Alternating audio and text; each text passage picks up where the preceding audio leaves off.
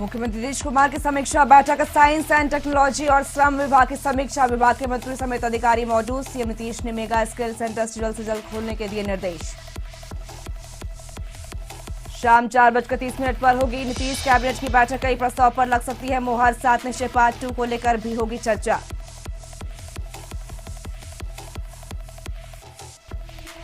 बिहार में मध्य अवधि चुनाव की संभावना पर तेजस्वी यादव के बयान पर गरमाई सियासत। जदयू ने कहा तेजस्वी दिन में देख रहे सपने, वह पहले अपना घर बचाए। कांग्रेस से कई और विधायक जेडीयू में हो सकते हैं शामिल। किसानों के समर्थन में पप्पू यादव। जाकर किसान न्याय मार्च पर पुलिस ने किया लाठीचार्ज। बीच सड़क पर गिर पड़े पप्पू यादव। मधुबनी में शख्स ने बेटी और पत्नी पर फेंका तेजाब। दोनों की हालत गंभीर, अनुमंडल अस्पताल में भर्ती।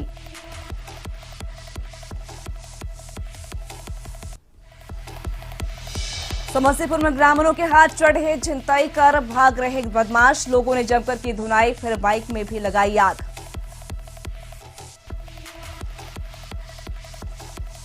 हाजीपुर में शराब की खोज में पुलिस हुई परेशान। ट्रक के ड्राइवर और खलासी को किया गिरफ्तार। ट्रक को भी किया जब्त, लेकिन नहीं मिली एक बोतल भी शराब। हाजीपुर में बेलगाम हुए अपराधी। एसबीआई ग्राहक सेवा केंद्र से लाखों की लूट। सीसीटीवी में कैद हुई वारदात। पुलिस जुटी जांच में।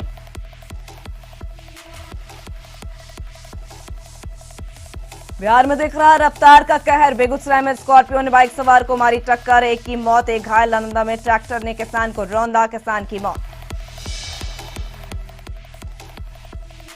पटना साहिब रेलवे स्टेशन को बड़ा तोहफा। गुरु गोविंद सिंह के जन्मदिन पर मिला तोहफा। 35 जोड़ी ट्रेनों का होगा ठहराव।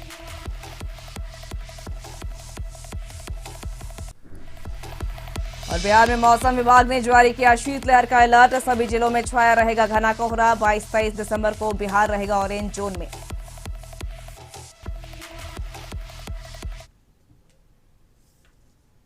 नमस्कार, हमार बिहार में आपका स्वागत है। मैं हूं आपके साथ साहिबा सिंह। खबरों की करेंगे शुरुआत। सबसे पहले बात करेंगे बड़ी खबर की। बिहार के मधुबनी जिले के अररिया संग्राम ऊपी क्षेत्र के अररिया गांव में सोमवार की शाम एक अधेड़ उम्र के व्यक्ति ने अपनी 30 वर्षीय विवाहिता पुत्री और 50 वर्षीय पत्नी पर तेजाब फेंक दिया। तेजाब से दोनों बुरी तरह से झुलस गए और दोनों को तड़पता हालत में अनुमंडल अस्पताल लाया गया। यहां मौजूद डॉक्टर सृष्टि ने प्राथमिक इलाज के बाद दोनों मां बेटी नागो देवी और उसकी पुत्री रानी देवी को डीएमसीएच रेफर कर दिया है। डॉक्टर ने बताया कि दोनों 90% जल चुकी हैं। इस बाबत पूछे जाने पर ओपी प्रभारी जितेंद्र कुमार सहनी ने कहा कि तेजाब फेंकने की सूचना मिली है, कानूनी कार्रवाई की जाएगी। अस्पताल में पीड़िता के पुत्र देवनारायण कुमार महतो ने कहा कि पिता संग्राम गांव स्थित एक मंदिर में बाबा बने हुए हैं और वे अक्सर घर पर पहुंच मां के साथ मारपीट करते हैं। आज वे घर पहुंचे और तेजाब फेंककर मां को जला दिया।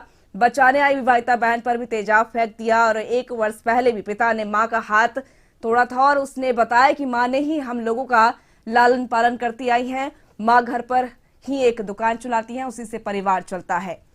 तो एक दर्दनाक घटना जहां पर मधुबनी में अधेड़ ने अपने पत्नी और पुत्री पर तेजाब फेंका है। कल यह घटना प्रकाश में आई है कि एक 50 वर्षीय महिला को और उसकी बच्ची को उसके ही हस्बैंड ने घर में आपसी मोटाव के चलते तेजाब फेंक दिया, जिससे उनके वो इंजरी हो गई है और वो यहाँ पर झंझारपुर अस्पताल में इलाज के बाद उनको डीएमसीएच रेफर किया गया है। और इसी क्रम में वो फेंकने वाला जो अभियुक्त है उनका हस्बैंड वो अरेस्ट भी हो गया और आगे की कार्रवाई।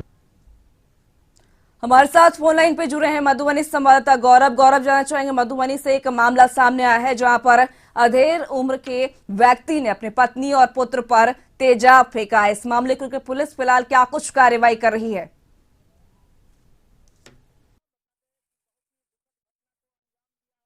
परिवार के मुखिया ने ही झंझारपुर अनुमंडल के झंझारपुर थाना क्षेत्र के अररिया संग्राम ओपी का से अररिया गांव का ये घटना है।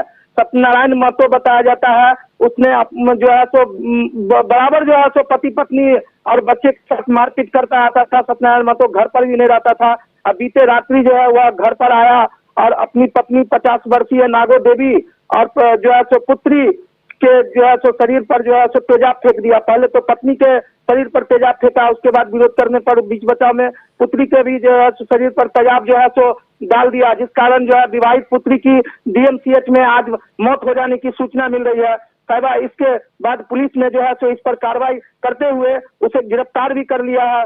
पुलिस पूरे मामले की छानबीन में जुटी हुई है, लेकिन इस घटना को लेकर के गांव में जो है सो मातमी माहौल है और जो है सो एक पति पिता पुत्री का जो रिश्ता है वह जो है सो शर्मसार हो गया। पिता ने अपनी पुत्री और पत्नी पर तेजाब फेंक करके पुत्री की हत्या कर दी। तेजाब के कारण पुत्री की हत्या हो गई जल जाने के कारण। इसको लेकर के पूरा गांव में जो है सो मातम छाया हुआ है। साहिबा, इस प्रकार से तेजाब कांड हुआ है और मधुबनी में पिता ने ही अपनी पुत्री पर भी तेजाब डाला और साथ ही अपनी पत्नी पर भी तेजाब डाला है। फिलहाल इस मामले को लेकर परिवार वाले क्या कुछ कह रहे हैं, लगातार जिस तरीके से घटना सामने आई है और लगातार ये सामने आ रहा है कि पहले भी जो पिता हैं वो अपनी माफ कीजिएगा जो व्यक्ति है वो अपनी पत्नी पर अत्याचार करते आया है।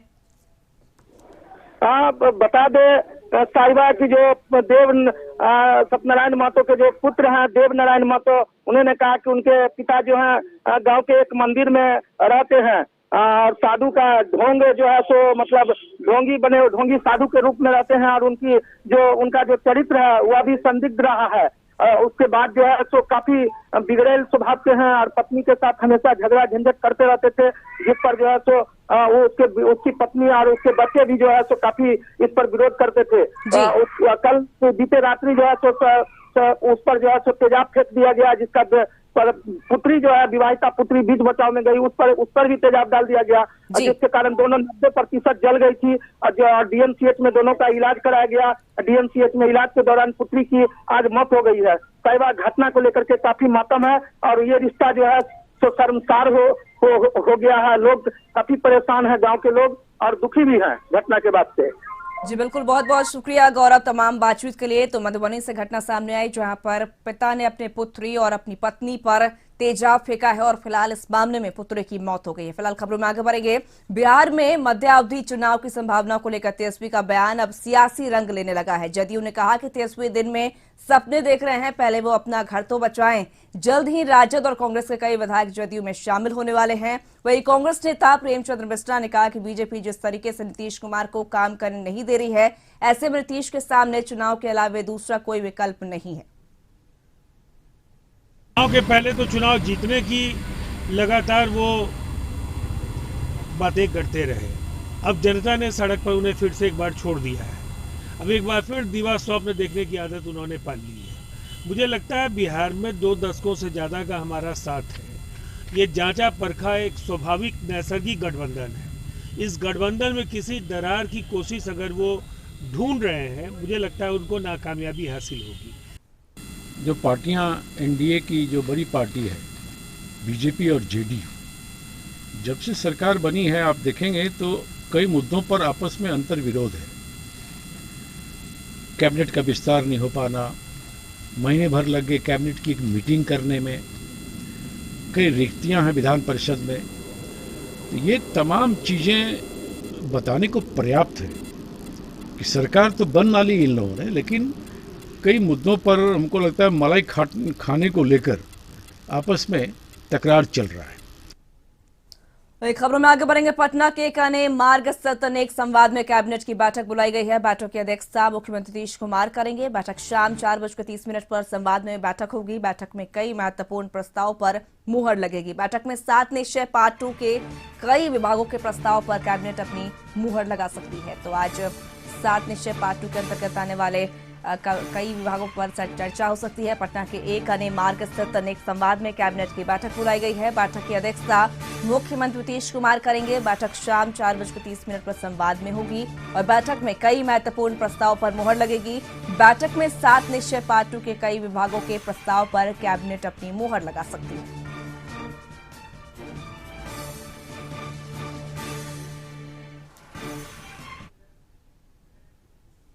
खबरों में आगे बढ़ेंगे। 20 लाख युवाओं को रोजगार देने के कैबिनेट की फैसले को असली जामा पहनाने के लिए सीएम नीतीश कुमार ने कवायद शुरू कर दी है। इस बाबत सीएम ने आज विज्ञान एवं प्रौद्योगिकी और श्रम संसाधन विभाग की समीक्षा बैठक की। 7 निश्चय पार्ट 2 के तहत इन दोनों विभागों द्वारा चलने वाली योजनाओं की समीक्षा करते हुए सीएम नीतीश कुमार ने जहां दोनों विभागों के अधिकारियों को काम में तेजी लाने का निर्देश दिया, वहीं मेगा स्किल सेंटर जल्द से जल्द खोलने का निर्देश दिया। सीएम आवास के संकल्प में आयोजित इस बैठक में मुख्यमंत्री ने सभी पॉलिटेक्निक कॉलेजों में सेंटर ऑफ एक्सीलेंस बनाने के साथ ही युवाओं के लिए बेहतर तकनीकी प्रशिक्षण की व्यवस्था करने का भी निर्देश दिया है ताकि उन्हें रोजगार मिल सके। नीतीश ने आपको बता दें कि इंप्रूव्ड टेक्नोलॉजी को लेकर अधिकारियों से एक टीम भी बनाने का निर्देश दिया ताकि युवा अपग्रेडेशन से अवगत रहें। इस बैठक में श्रम संसाधन विभाग के सचिव मिहिर कुमार सिंह और आईटी विभाग के सचिव लोकेश कुमार सिंह ने अपने विभाग से संबंधित योजनाओं का प्रस्तुतिकरण के जरिए सीएम को जानकारी दी। बैठक में आईटी मंत्री अशोक चौधरी और श्रम संसाधन मंत्री जेवेश मिश्रा और मुख्य सचिव दीपक कुमार के अलावे दोनों विभागों के अधिकारी मौजूद थे।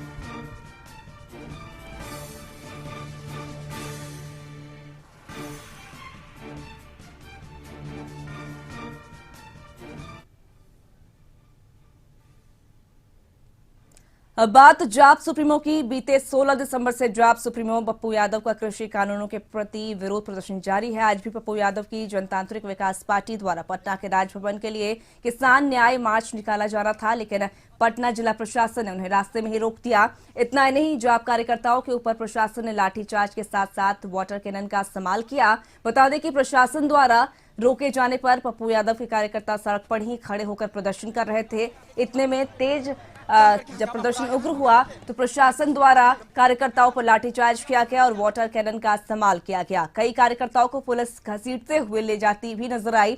पटना सिटी के एसडीएम ने कोरोना का हवाला देते हुए इस मार्च का अवैध बताया। उन्होंने कहा कि इस मार्च में कोरोना गाइडलाइंस का उल्लंघन किया जा रहा था, जिस वजह से इस मार्च को रोकना पड़ा। उन्होंने कहा कि जाप कार्यकर्ताओं के पास इस मार्च का कोई परमिशन भी नहीं था और कार्यकर्ता लगातार सड़क पर प्रदर्शन करते नजर आ रहे थे, इसलिए प्रशासन ने यह कदम उठाया है। पुलिस समझाने की लड़ाई होगी, चरणबद्ध आंदोलन लड़ाई है और जब तक भारत के किसानों को अपने लागत का और मेहनत का अधिकार नहीं मिलेगा तब तक ये लड़ाई जारी रहेगी। आप सुप्रीम कोर्ट ने कहा आपको कमेटी बनाने के लिए, कमेटी बनाओ, कोई समझौता नहीं होगा, कमेटी बनाओ, किसान और सरकार के बीच का कमेटी, और हर साल मूल्य तय करे वो कि क्या लागत है और कितना मूल्य होगा। 30 दिसंबर तक है ना, कोविड-19 के तहत किसी प्रकार का जुलूस नहीं निकाला जाना है। सोशल डिस्टेंसिंग का अनुपालन हर रूप में करना है, अनिवार्य रूप से करना है। देख लिए किसी के पास फेस मास्क नहीं है, सोशल डिस्टेंसिंग का पालन नहीं किया है। और ये रिलीफ एक्ट के तहत इसमें धारा 51 से लेकर 60 के तक बहुत ही कठिन मतलब कि वो कानून है, वो इन लोगों को सजा वजा सब कुछ हो सकती है।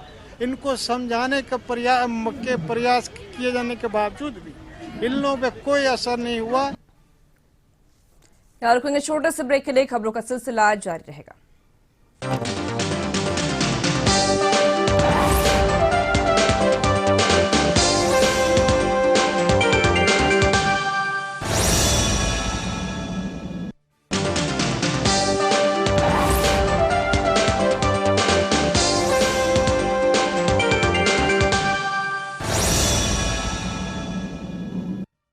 ब्रेक के बाद एक बार फिर से आपका स्वागत है। बढ़ेंगे अगली खबर की बात करें नालंदा की। नालंदा में बिहार के पूर्व उप मुख्यमंत्री और वर्तमान राज्यसभा सांसद सुशील कुमार मोदी का मोरा तालाब के पास भाजपा कार्यकर्ताओं ने भव्य स्वागत किया। सुशील कुमार मोदी का नवादा जिला में कार्यक्रम था और उसी कार्यक्रम में शामिल होने के लिए सुशील कुमार मोदी बिहार शरीफ के रास्ते नवादा जा रहे थे। इसी दौरान भाजपा कार्यकर्ताओं ने उन्हें मोरा तालाब के पास रोककर उनका स्वागत किया।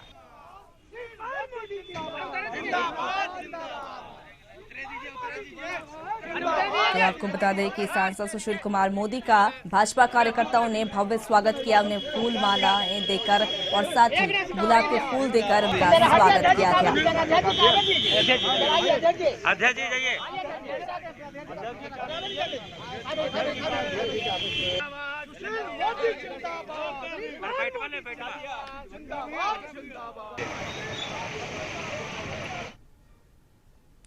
खबर मुजफ्फरपुर से। मुजफ्फरपुर में अतिक्रमणकारियों के खिलाफ कार्रवाई करना एसकेएमसीएच चौकी प्रभारी को महंगा पड़ गया। एक महिला चाय दुकानदार ने उन पर केतली में खौलता हुआ चाय चेहरे पर फेंक दिया। आनन फानन में सुमन जी झा को एसकेएमसीएच की इमरजेंसी में भर्ती कराया गया। वहां डॉक्टरों ने प्राथमिक उपचार किया, उसे बेहतर इलाज के लिए पटना रेफर कर दिया है।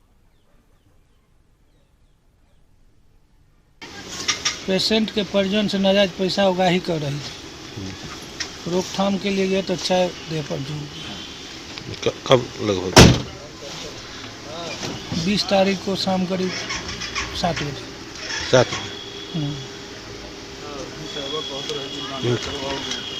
आप अकेले थे? हम अकेले थे। खबर समस्तीपुर से। समस्तीपुर में इन दिनों समस्तीपुर में अपराधी बेलगाम हो गए हैं। पुलिस का इकबाल खत्म हो चुका है। नतीजा है कि अपराधी बेखौफ होकर एक के बाद एक घटना को अंजाम दे रहे हैं। पुलिस की सुस्ती से नाराज लोग अब खुद ही अपराधियों से दो हाथ को तैयार हो गए हैं। मामला ताजपुर थाना क्षेत्र के माधोपुर दिगरुआ घाट के पास की है, जहां छिनतई कर भाग रहे बाइक सवार अपराधी को ग्रामीणों ने धर दबोचा। पहले तो ग्रामीणों ने उसकी जमकर धुलाई कर दी और फिर उसके बाइक को भी आग के हवाले कर दिया।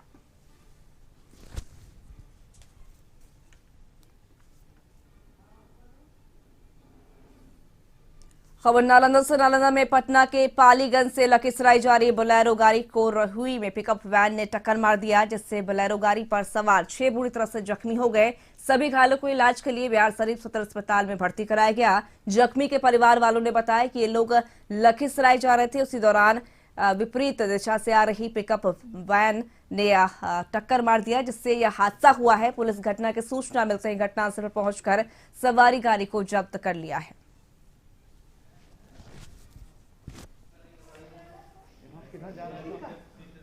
गया के सिविल लाइंस थाना क्षेत्र के गांधी मैदान के पास अहले सुबह स्कॉर्पियो ने स्कूटी में जोरदार टक्कर मार दी। स्कूटी पर सवार 2 युवकों में एक की घटनास्थल पर ही मौत हो गई और एक घायल को इलाज के लिए अनुग्रह नारायण मगध मेडिकल अस्पताल भेजा गया। पुलिस ने स्कॉर्पियो को जब्त कर चालकों से पूछताछ के लिए थाना ले गई। शहर के सिविल लाइंस थाना क्षेत्र के गांधी मैदान के समीप की घटना।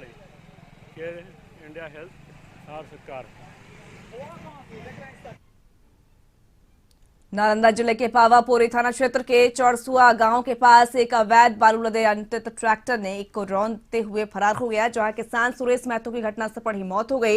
इधर घटना के बाद आक्रोशित ग्रामीणों ने बिहार शरीफ नवादा SH 31 को जाम कर मुआवजा राशि की मांग कर रहे हैं। बताया जाता है कि चौरसुआ निवासी सुरेश महतो अपने खेत से मिर्चा तोड़कर मंडी जा रहे थे। इसी दौरान एक अज्ञात ट्रैक्टर ने उसे रौंदते हुए फरार हो गए और वहीं घटना की जानकारी मिलते ही पुलिस घटनास्थल पर पहुंच आक्रोशित लोगों को समझाया बुझाया और परिजनों को मुआवजा राशि के रूप में 20,000 का चेक और 3,000 नगद देकर सड़क जाम हटाया और शव को अपने कब्जे में लेकर पोस्टमार्टम के लिए सदर अस्पताल बिहार शरीफ भेज दिया।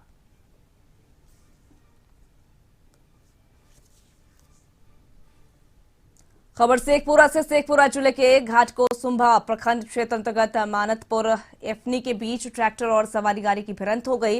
घटना में 2 लोग रंजन कुमार और अर्जुन प्रसाद गंभीर रूप से घायल हो गए। दोनों घायलों को शेखपुरा सदर अस्पताल में भर्ती कराया गया। घायल अर्जुन कुमार ने बताया कि बहादुरपुर गांव से बाढ़ में शव का अंतिम संस्कार करने के लिए हम लोग सवारी गाड़ी से आए हुए थे और सवारी में ही अंतिम संस्कार कर बाढ़ से लौट रहे थे। इसी दौरान अमानतपुर अपने गांव के बीच सड़क पर ट्रैक्टर ने सवारी गाड़ी में ठोकर मार दी, जिससे सवारी के ऊपर बैठे रंजन कुमार और अर्जुन कुमार गंभीर रूप से घायल हो गए।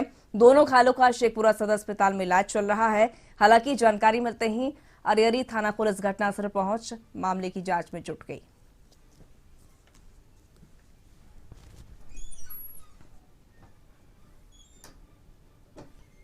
खबर वैशाली से। वैशाली में अपराधी बेखौफ हो चुके हैं। अपराधी बेखौफ होकर घटना को अंजाम दे रहे हैं जिसकी आप कल्पना भी नहीं कर सकते। लूट की पूरी वारदात सीसीटीवी में कैद हुई है, फिर भी अपराधी पकड़ से बाहर है। लूट के बाद अपराधी ने ओम शांति कहकर फरार हो गए। सोमवार को दिन दहाड़े बाइक सवार 3 हथियार से लैस अपराधी SBI ग्राहक सेवा केंद्र में घुसकर 1.5 लाख रुपए लूट लिए और हथियार लहराते हुए फरार हो गए। ये घटना बलीगांव थाना क्षेत्र के चांदपुरा चौक पर स्थित SBI ग्राहक सेवा में घटित हुई है और लगातार वैशाली में लूट की घटना को अंजाम दिया जा रहा है, जिससे लोगों में दहशत बना हुआ है।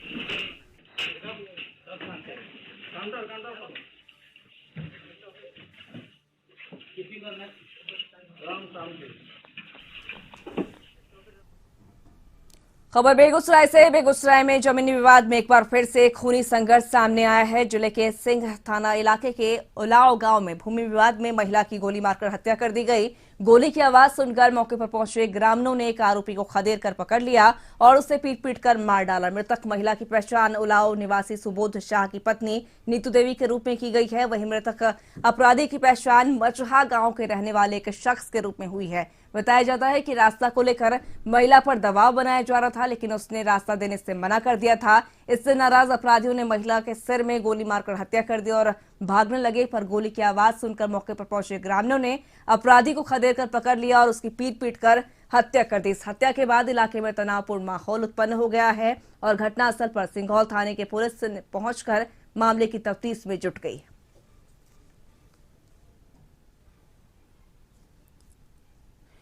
बिहार में शीतलहर के साथ साथ कनकनी का कहर जारी है। इसको लेकर बिहार में कोल्ड वेव का अलर्ट 23 दिसंबर तक जारी किया गया है। बताया जा रहा है कि यह स्थिति 48 घंटे तक बनी रह सकती है। बिहार में लगभग सभी जिलों में कोहरे का कहर जारी है। बिहार में कोहरे का कहर जारी है और रात में तापमान सामान्य से काफी कम हो गया है। ठंड को देखते हुए मौसम विभाग ने मंगलवार के लिए ऑरेंज अलर्ट जारी किया है और जबकि बुधवार के लिए येलो अलर्ट जारी किया गया। ऑरेंज अलर्ट का मतलब ठंड की खतरनाक स्थिति की ओर अग्रसर होना है, जबकि येलो अलर्ट ठंड को लेकर सतर्क रहने के लिए जारी किया जाता है। गया और भागलपुर में कोल्ड वेव का कहर देखा गया, जबकि पूर्णिया, मुजफ्फरपुर, फारबिसगंज और छपरा में कोल्ड डे के हालात रहे। तो आपकी टीवी स्क्रीन पर दो तस्वीरें जहां पर ठंड से हाल बेहाल है और ठंड से लोग काफी कहे कि अस्त व्यस्त जीवन हो गया है उनका, और साथ ही लोग अलाव का सहारा ले रहे हैं और सड़कों पर बैठ अलाव ताप रहे हैं। तो दो तस्वीरें आपके टीवी स्क्रीन पर। पहली तस्वीर मुजफ्फरपुर की और दूसरी तस्वीर खगड़िया की, जहां पर मुजफ्फरपुर में लोग अलाव तापते नजर आ रहे हैं और दूसरी तस्वीर जहां पर विजिबिलिटी कम होने की वजह से लोगों को परेशानियां हो रही हैं।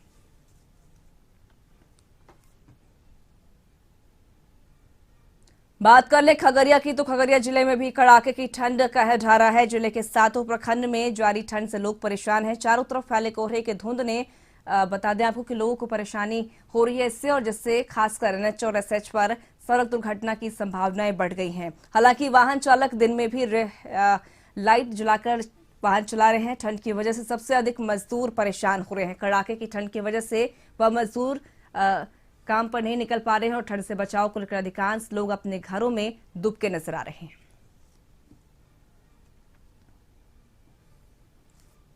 वही बात कर लें तो शीतलहर का सितम जारी है और ठंड लगातार बढ़ रही है। थर्ड स्टॉर्म गिर रहा है, जिसकी वजह से पारा लगातार लुढ़कता जा रहा है। जहां न्यूनतम तापमान में लगभग 2 से 3 डिग्री सेल्सियस सामान्य तापमान से कम है, वह अधिकतम तापमान में भी समान तापमान से 4 डिग्री सेल्सियस दर्ज की गई है। जहां अधिकतम तापमान 21 डिग्री सेल्सियस दर्ज की गई है, वहीं न्यूनतम तापमान 8 डिग्री सेल्सियस दर्ज की गई है।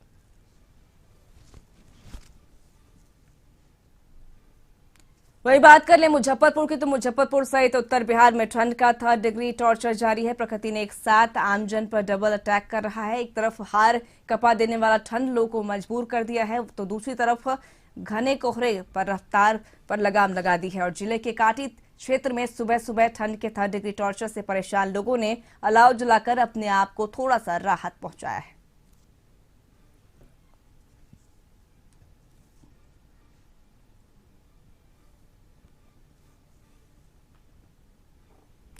बढ़ेंगे अगली खबर की ओर। दानापुर गुरु गोविंद सिंह के जन्मदिन पर रेलवे ने बड़ा तोहफा दिया है। रेल मंडल ने 35 जोड़ी ट्रेन को पटना साहिब रेलवे स्टेशन पर ठहराव का आदेश दिया है। ये सभी ट्रेनों का पटना सिटी स्टेशन पर 2 मिनट का ठहराव होगा। पटना गुरुद्वारा कमेटी के लोगों ने रेलवे को प्रस्ताव दिया था और गुरु गोविंद सिंह के जन्मदिन पर होने वाले महोत्सव को लेकर सभी ट्रेनों को रोकने की रेलवे से की थी अपील। सिखों के 10वें गुरु गोविंद सिंह का जन्म 2 जनवरी को मनाया जा रहा है, जबकि नानक शाह कैलेंडर के अनुसार इनका जन्मदिन 5 जनवरी को मनाया जाएगा। सिख धर्म में इनका योगदान बड़ा ही महत्वपूर्ण है। इन्होंने गुरु ग्रंथ साहिब को पूरा किया और उसे गुरु रूप में स्थापित किया।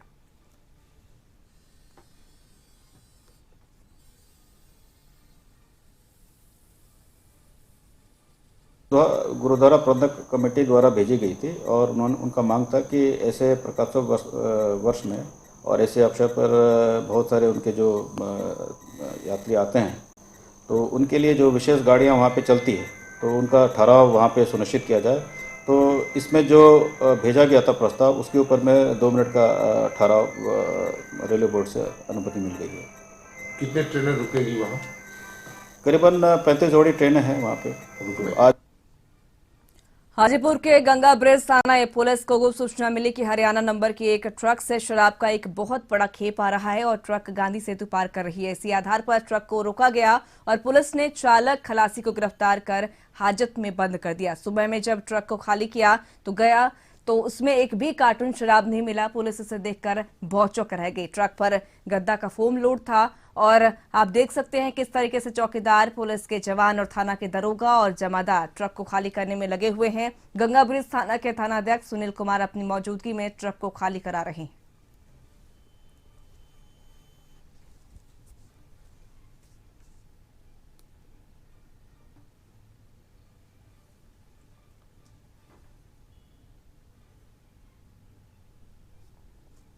खबर सहरसा से। सिमरी बख्तियारपुर के नवनिर्वाचित राजद विधायक यूसुफ सलाउद्दीन ने बीती रात अचानक सिमरी अनुमंडल अस्पताल पहुंचकर औचक निरीक्षण किया। इस दौरान अनुमंडल अस्पताल में गंदगी और कुव्यवस्था को देखकर विधायक यूसुफ सलाउद्दीन भड़क गए और मौके पर मौजूद स्वास्थ्य कर्मियों को जमकर फटकार लगाई। आपको बता दें कि सिमरी बख्तियारपुर अनुमंडल अस्पताल की कुव्यवस्था और खामियों को लेकर स्थानीय लोगों के द्वारा लगातार शिकायतें मिल रही थी, जिसके बाद बीती रात राजद विधायक यूसुफ सलाउद्दीन अनुमंडल अस्पताल पहुंचकर औचक निरीक्षण किया। इस दौरान राजद विधायक यूसुफ सलाउद्दीन ने कहा कि सिमरी बख्तियारपुर अनुमंडल अस्पताल काफी जर्जर स्थिति में चल रहा है और स्वास्थ्य सेवा उपलब्ध कराने को लेकर स्वास्थ्य विभाग के पदाधिकारियों के द्वारा बड़ी लापरवाही बरती जा रही है। इसलिए उन्होंने अस्पताल की कुव्यवस्था को लेकर जिले में होने वाले अनुश्रवण समिति की बैठक में आवाज उठाने की बात कही है। इस बुलेटिन बस इतना ही। आप बने रहें कशिश न्यूज के साथ। नमस्कार।